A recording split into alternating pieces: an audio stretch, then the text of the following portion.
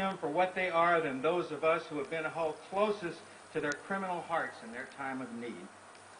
Our demands have a special force, and so we have, in these military communities, a special responsibility.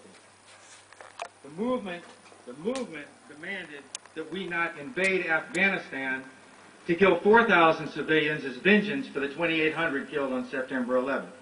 The movement demanded that we not invade Iraq, where our government's already overseen the destruction of over 1 million human beings, half of them not having reached the age of majority, and Iraq has never been any kind of threat to the people of the United States, ever.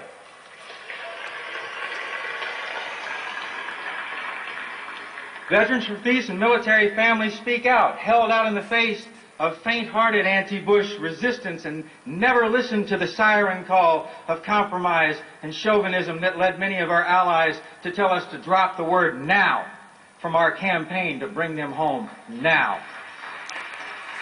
That's right, and fuck you, Bush.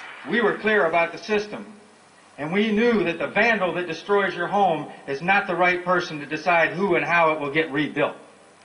We stuck to our demand, and time is proving us grimly correct. We were correct to demand that this criminal class cease and desist. And now the elections that put a mask of legitimacy on this system are passed, and we have to reiterate that demand. Now, we all know that demands are the glue that hold movements together, whether or not the powerful meet them. One of our pedagogical tasks in the next period, I think, is to educate the public about the difference between a demand and an assertive request. I already have my post-election bumper stickers, to impeach Bush, and I know that these little provocations, because that bumper sticker is intended to be provocative, are useful mostly to further polarize our society, which I think is a good thing, because as long as we stay polite with one another, we never seem to get to the point.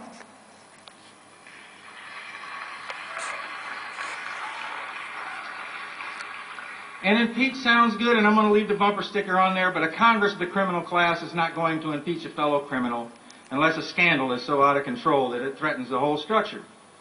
Now, one thing I agree with Christian Parenti on is that I oppose the criminal justice system as it is, but I think we'll need prisons for a long time.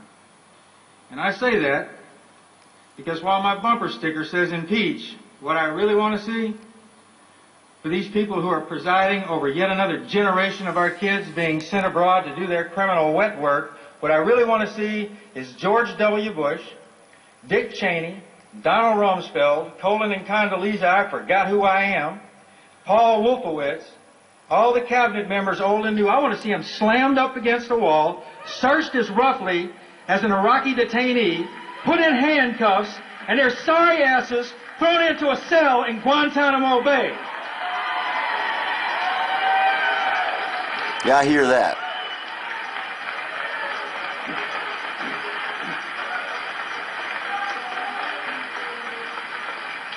Now, first we'll give Guantanamo back to Cuba where it belongs. Our job is not to be conciliatory. We are not diplomats. Our job is not to comfort the comfortable by reinforcing their denial.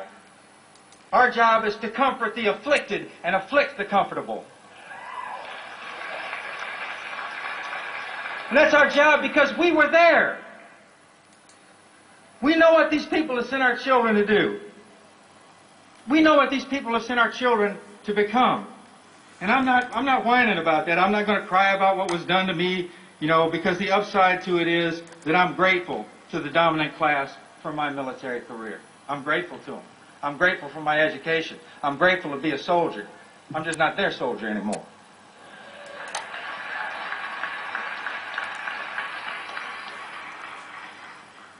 On my 19th birthday, I left McCord Air Force Base up in Washington to begin my international studies program in northern Ben Din province. My professors were a black buck sergeant named Eves, a professional con man named Westmoreland, and the courageous and patriotic soldiers of the NLF and NPA who taught me what it looks like to say no. I learned that a person can put one foot in front of another for a very long time. I learned that clouds of mosquitoes and thirst and sleeping in the mud won't kill you. I learned to accept my own mortality.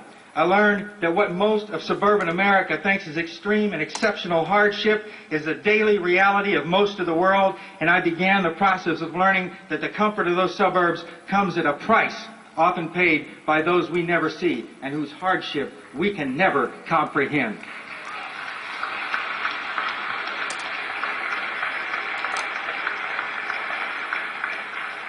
Now, what the Bushes and Rumsfelds have failed to understand about soldiers, old soldiers and now new soldiers, and the families of soldiers who learn these things from us and with us, is that when we learn that there are different experiences in the world, and when we learn to keep putting one foot